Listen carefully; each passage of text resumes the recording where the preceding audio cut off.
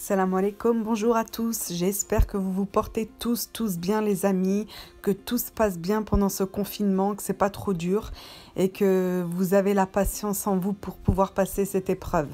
Alors aujourd'hui je vais vous proposer une petite shorba express qu'à base de légumes, pas de viande et très rapide à faire. Donc c'est pour ça que je mets bien dans le titre shorba express. Dans un faitout vous allez mettre 2 à 3 cuillères à soupe d'huile d'olive. Ensuite, vous allez émincer un oignon, des carottes en petits dés, 2 tomates, un petit peu de pois chiches, un petit peu de persil et une gousse d'ail. En premier lieu, je vais mettre dans mon huile d'olive les oignons émincés ainsi que la gousse d'ail. On va faire revenir ça pendant 5 minutes dans l'huile d'olive, que les oignons retombent un petit peu. Mais il ne faut pas qu'ils soient dorés, il faut vraiment qu'ils soient translucides. C'est une soupe qu'on fait, donc on les veut translucides.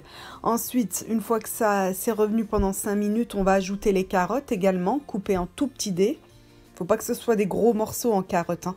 C'est pas bon dans une soupe. Et la gousse d'ail. La gousse d'ail bien hachée, évidemment. Donc, on remue toujours. Alors, le secret de cette shorba express, pour qu'elle soit bonne, il faut vraiment que tous vos légumes reviennent bien pendant vraiment plus de 10 minutes dans l'huile avant d'ajouter l'eau. C'est ça le secret. Et 2 belles cuillères à soupe de tomates concentrées. Là, vous aurez une quantité pour franchement 4 à 5 personnes. Donc, on mélange bien tout ça. On va diluer un petit peu la tomate concentrée en ajoutant un petit fond d'eau.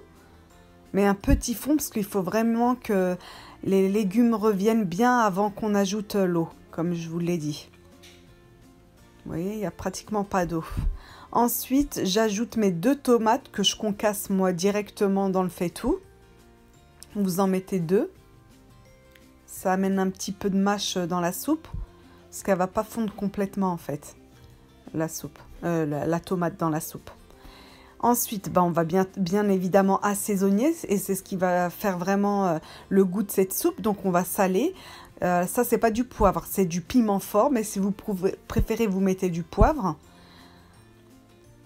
Donc là, j'ai mis à peu près une demi-cuillère à café de piment fort, une demi-cuillère à café de ras el hanout, une cuillère à café de curcuma, une demi-cuillère à café de gingembre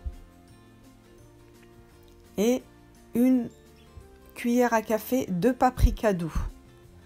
On va continuer, vous voyez, je ne mets toujours pas d'eau, on va continuer à bien faire revenir tout ça limite à sec sur feu doux, feu moyen. Et ensuite, on va ajouter du persil. Moi, c'est du persil que j'avais surgelé. Donc du persil, si vous en avez du frais, c'est encore mieux. Et des pois chiches, c'était une petite boîte de pois chiches en boîte. Hein. Et de la semoule d'orge, ça s'appelle fric. Cette semoule est très utilisée dans les shorbas chez les Algériens. J'aime beaucoup, donc voilà ce que j'ai mis aujourd'hui dans ma soupe. Ça s'appelle fric, F-R-I-K, c'est de la semoule d'orge. Donc pareil, je vais faire revenir le fric avec tous les légumes à sec dans ma cocotte. Et une fois que tout a bien revenu pendant à peu près 10 minutes, j'ajoute 1,5 litre d'eau.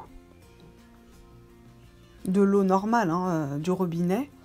Et on va laisser cuire tout ça pendant 20 minutes, une demi-heure à feu moyen. Vous voyez là, on arrive au bout de la demi-heure de cuisson et ça a énormément réduit. Faut pas que ce soit pâteux non plus, attention, hein, c'est une soupe, faut que ça reste liquide. Donc dès que vous voyez que vos carottes, vous goûtez une carotte, elles sont moelleuses, molles, et ben vous pouvez arrêter la cuisson. Il faut que ça ait absorbé, mais pas trop non plus, hein. Il faut du liquide, comme je vous dis. Voilà ce que ça donne comme résultat. Une soupe pleine de légumes qui sent très bon avec les épices.